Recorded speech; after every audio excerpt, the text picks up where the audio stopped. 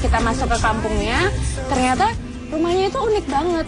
Jadi namanya itu rumah menara dan itu kayak bisa sampai 7-8 meter tingginya, hanya atapnya saja.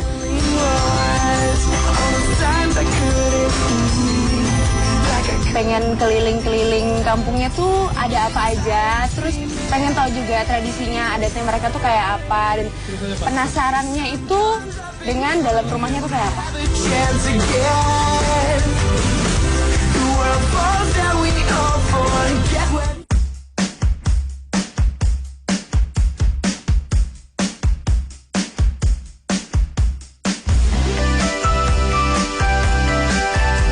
Ya, yang kalau rumah begini Bu, rumah adat, bagian di bawah itu tempat ternak.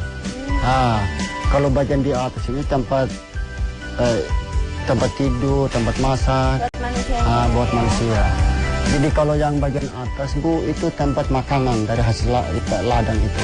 Kalau ini lagi, ini sama dengan kulkas orang bilang. Kulkas karena ini kan misalnya ada daging, kita simpan di sini, di dalam. Ya, disimpan di situ, jadi asapnya bagian bawah, dagingnya tetap awet begitu. Kalau tiang induk di sini Bu. Oh, ini tiang induk ya, tiang induk. Jadi pasangannya tiang induk ini adalah kamar besar juga, hak kesulungan. Kalau ini pihak Adi Pongkegiatan itu pasangannya kamar itu Bu. Ini masing-masing turunan dan itu juga masing-masing turunan. Oh, berdasarkan sama ini. Iya. Membuat rumah adat begini harus punya kekompakan dan Bu.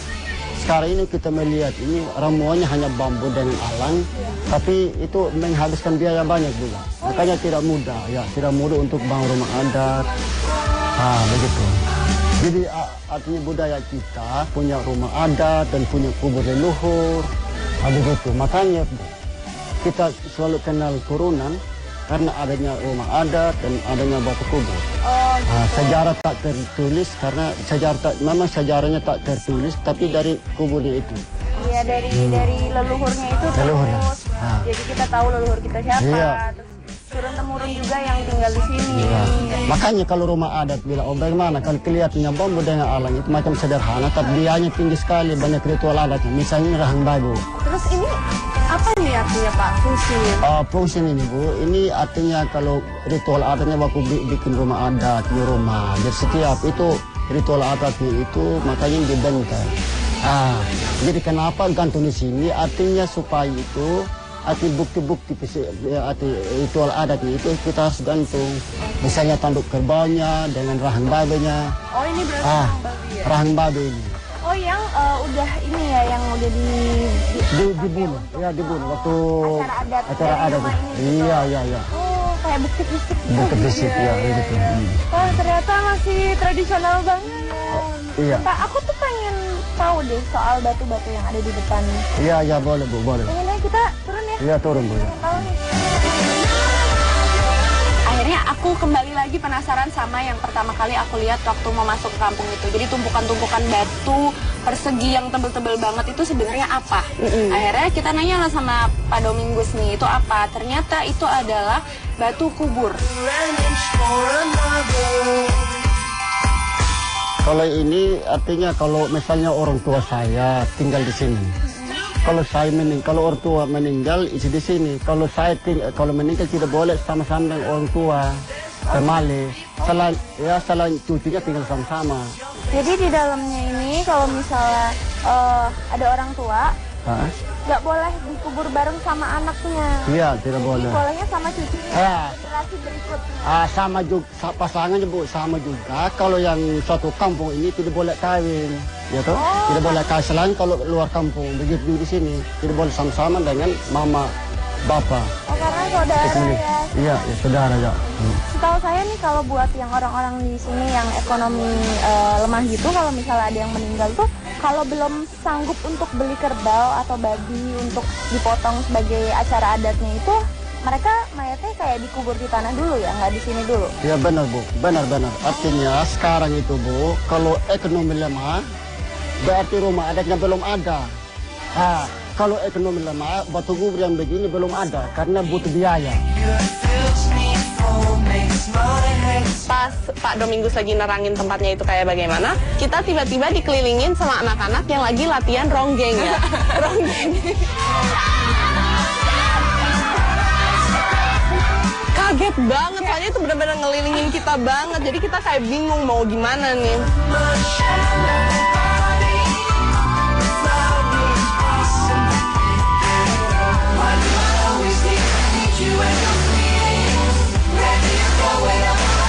Adik-adik mau main nggak sama kakak? Boleh apa biasanya? Kita main nih.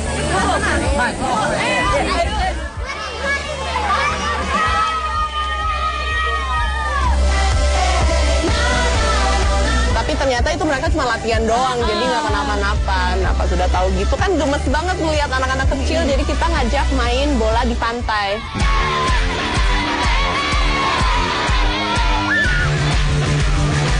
Nah, kita jalan nih dari kampungnya mereka ke pantai, soalnya bener-bener deket banget. Jadi kita jalan ke situ dan view-nya tuh emang asik banget karena luas banget sih jalanannya. Jadi kita lari gitu kan dari kampungnya ke pantai.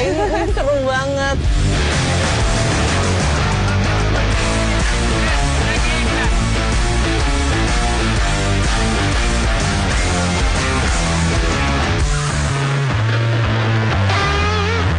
Kita dibagi dua timnya nih. Kita bagi apa namanya tugas gitu kan. Ini buat jadi kiper, buat jadi penyerang. Terus kayak kita, ya siapa nih yang menang nih?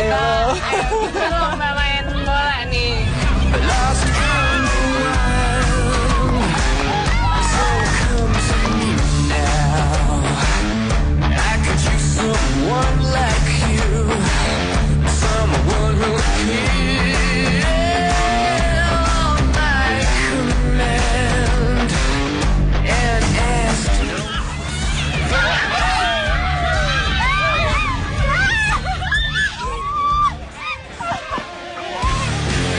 Kejadian itu sama Paul waktu SMA. Akhirnya kita main lari lah sana sini. Dan mereka tuh pinter banget Mereka dan semangat banget. Jadi kita berdua tuh kayak udah capek duluan gitu.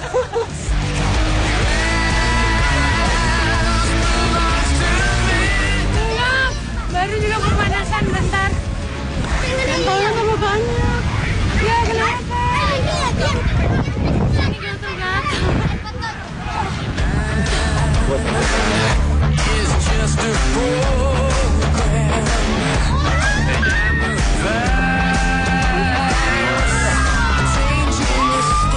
Habis itu kayak kita bener-bener udah capek. Terus tapi mereka masih yang lari-lari sana sini sampai akhirnya kita kumpul udah gila ya capek. Iya gitu, lama-lama kita kayak ya udah ayo tendang, semangatin yang anak-anak aja. Kita kayak ya udah nyantai aja dikit.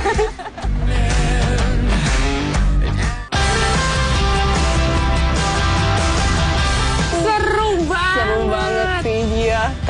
Kayak kalau nontonnya kayak gitu itu kayak National Geographic gitu nggak sih? Iya, karena view-nya tuh keren banget.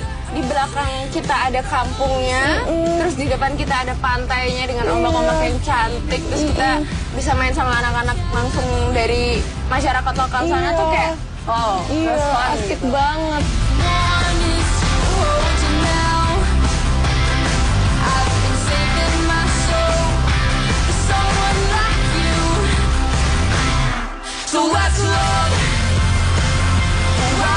Wah seru ya, ternyata tuh kita bisa banyak banget belajar soal adat dan budaya dari kampung Ratenggaro ini. Dan ternyata pesona Indonesia itu nggak hanya dari keindahan alamnya aja, tapi juga dari suku dan budayanya.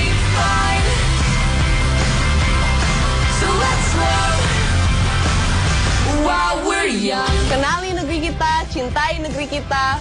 Salam pesona Indonesia. Yeay!